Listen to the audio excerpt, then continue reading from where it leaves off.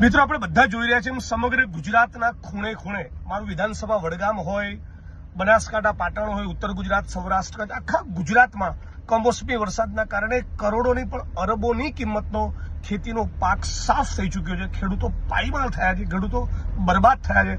ગયા વર્ષે પણ પાક નુકસાનીનું વળતર બિલકુલ નથી મળ્યું.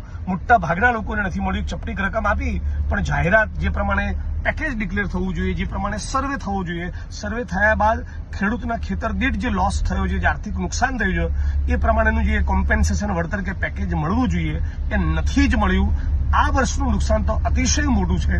મારા વિધાનસભામાં જ લગભગ 100 કરોડથી વધારેનું નુકસાન છે.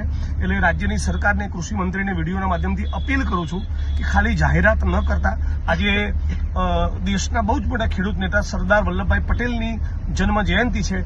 બારડોલી સત્યાગ્રહના જનક અને ખેડૂત આંદોલનના એક મહાન પ્રણેતા સરદાર વલ્લભભાઈ પટેલની સ્મૃતિમાં ગુજરાતમાં જે ખેડૂતોનું નુકસાન થયું છે, કમોસમી વરસાદના કારણે નુકસાન થયું છે, એ બધાનો સર્વે કરાવી એક પેકેજ જાહેર કરી તમામ ખેડૂતોને વળતર ચૂકવવામાં આવે એવી રાજ્યના મુખ્યમંત્રીને આ વિડીયોના માધ્યમથી વિનંતી કરું છું.